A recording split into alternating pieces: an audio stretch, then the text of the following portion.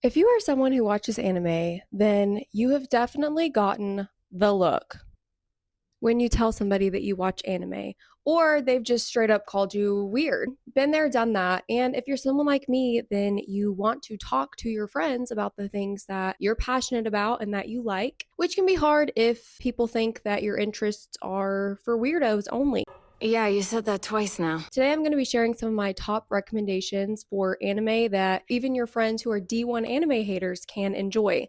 All of the anime on this list, I have either successfully recommended to someone, or as a previous D1 anime hater myself, I watched and it was like, oh, wait, no, anime is actually not that weird. I think a lot of people, when they think of anime, they think of all the like weirder aspects, the fan service, the screaming MCs, the random moans. All the anime on this list, for the most part, they do not have the traditional anime tropes, which is why I think they're enjoyable for people who are not used to that, and it's a good way to dip your toe in. Starting off strong, Cowboy Bebop. If you have a friend who's super into vibes, aesthetics, put them on to Cowboy Bebop. I cannot talk about how much I love this anime enough. Cowboy Bebop is a 26 episode space western anime. Follows our main character Spike, who is one of my favorite MCs ever. I love Spike, but it also has a cast of characters. They're on the ship Bebop. All of the characters have very unique backstories, motivations, personalities, and you get really invested in the story. It is kind of an episodic format, but it does have an overarching plot. The animation, I think, is really good. It is an older anime, so I think that might be a bit of a deterrent for people, but I think it adds to the charm. It's like kind of got a retro futurism thing going on. It does explore some deeper themes, and it does so beautifully, if you ask me. The last episode truly, the ending is so bittersweet, and I think about it all the time. The soundtrack, amazing, and the English dub is truly one of the best dubs I've ever listened to, so it's another reason it's good. No surprise to anyone, but Attack on Titan. This is in my top 3 favorite anime of all time. It is also probably my most successful recommendation. I mean, it follows soldiers who are battling man-eating titans. So the first episode like immediately hooks you, sucks you in, and it just gets better and better. The story is so unique and compelling, and it has so many like twists and turns that will genuinely make your jaw drop. I had the pleasure of watching it without having any spoilers, and let me just say, peak. The characters in Attack on Titan 2, they're very complex and I think true, like morally gray characters.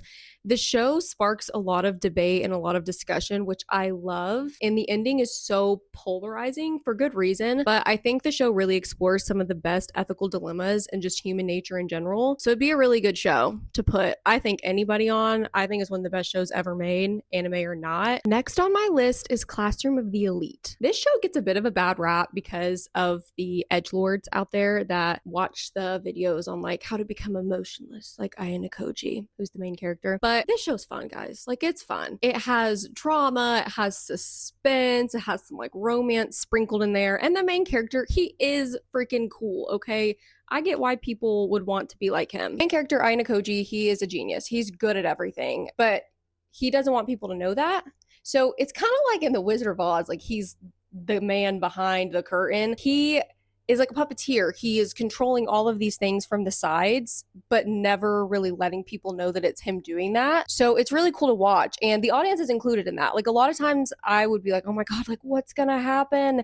And then it's like, oh wait, no, he's actually been plotting like 3 episodes ago, because he's always just that far ahead of everything. So it's very entertaining. Recommendation also is good because it's not anything supernatural. I'm not saying it's realistic, but it doesn't have any supernatural elements, so I think that might be more enjoyable to someone who's new to anime. Okay, Jujutsu Kaisen. Say what you want, and I'm sure somebody will, like, glaze, basic. Guys, I'm not a JJK glazer by any means, but there is no denying the cultural impact that it has had. I have had a friend text me, a friend who's never watched an anime in her life, and she was like, hey, what anime is What the Hell is Happening in Shibuya from? And I was like, girl, that's JJK. How did you know that? And it was because TikTok. So JJK has a really wide and far reach. I'm not here to debate whether JJK is overhyped or not, but there's no denying the animation is freaking amazing. The characters are so cool. There is a lot of aura farming. The power system is interesting, albeit confusing at times. I like to say that JJK is like a gateway drug because it acted that way for me. I watched it and was like, oh, wait,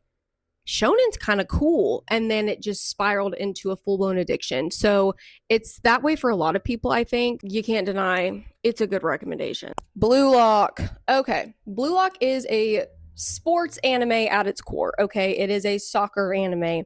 However, it incorporates a lot of very traditional shonen tropes with the power-ups, the narrating, like what the character's thinking, and like connecting all these pieces together. I've never played soccer. I've never watched soccer. I really could not care less about soccer, and I loved Blue Lock. All of the characters are very different. They're very unique. They're all cool. They have their own thing going on. So it's impossible to not find one that you're rooting for. And if you have a friend who likes soccer or who likes sports, I think this would be a good way to get them into anime because, as I said, it has some of those shonen tropes, but it still has a concept that's pretty easy to follow. Also, this is a show where the stakes are high, okay? If you fail or if you lose, you are kicked out of the program. I mean, I'm not going to say there's not any plot armor because there's a little, but there's not a lot of plot armor. So I think it makes it more like, what's going to happen? Some of the animation's a bit wonky, if you know what I mean, but give it a try. You might like it. 86.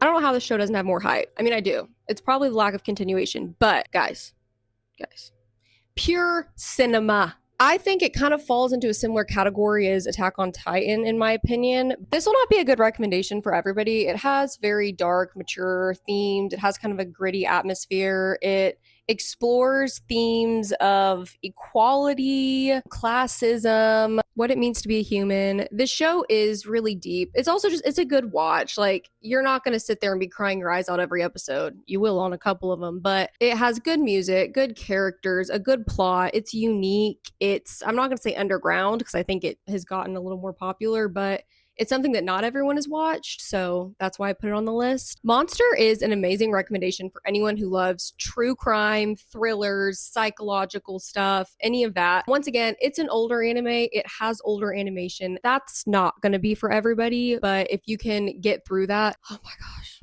it's so good. The main antagonist in Monster is that. A monster, okay? And the show at its core, it explores that, okay? It is about human nature. It is exploring the constant question of, are people born good or bad? Is there such a thing as true evil in this world? I will say the main character does not come out on top all the time. It is a thriller, but if you're someone who does not enjoy that, you're probably not gonna love it as much. Like if you like to see your MC just always winning, no, you won't like it as much. But Monster is considered, I think, a classic anime, and I put it on my list instead of Death Note solely because Death Note is supernatural. I think for people who are new to anime, they might not really like that. So this is much more human. It feels like it could be like, you know, Criminal Minds or like a CSI, something like that. But once again, longer and older. So link click. This is a mystery anime that follows two main characters who go back in time using pictures. It is actually a donghua, which is a Chinese animation, and the art style, oh my god, it is so beautiful. That show, plot aside, it is visually breathtaking. The show explores the butterfly effect and that old concept of, you know, if you go back in time, don't change anything. One of the main characters, he do be changing stuff, and it explores the fallout from that. Link Click is really cool too because the main characters run a photo store, and customers will come in with their old photos because they have some kind of regret or unresolved business, and the main character will hop into that photo, go back in time. They'll have about, I don't remember, 12 hours or something to be in that photo, and that's where it gets, you know, a little messy because, like I said, one of the main characters, he likes to mess with things.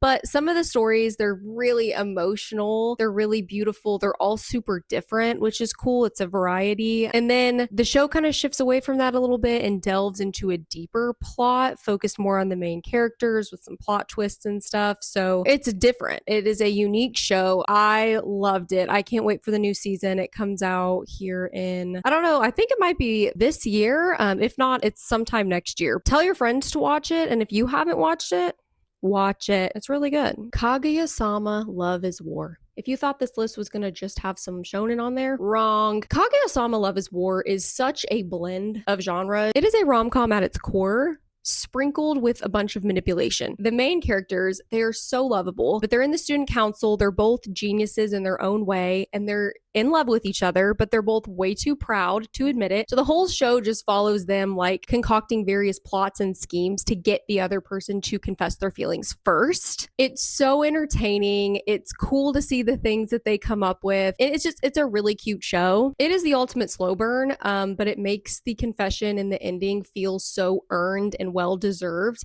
It's a really good recommendation for, honestly, I think anyone can enjoy it, but especially if you have someone you know who likes romance and kind of funny things, like this would be a good choice. It's such an easy binge. Mashle.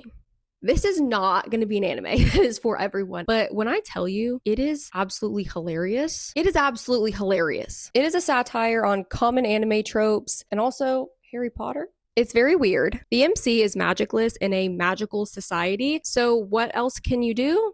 He trains and he becomes absolutely jacked and enrolls in a magical academy where he is basically having to rely on his strength and his muscles to avoid being detected as a non-magic user. It is so funny. There is a scene where they're practicing broom flying, which he obviously can't do, but he just runs so fast that it propels him forward, and it's just funny. It doesn't take itself too seriously. It makes a kind of a mockery of some anime tropes, and I think it's a fun watch. I don't really see how people couldn't enjoy it. It is a bit weird once again, but if you have someone who likes just absurd shows, put them on.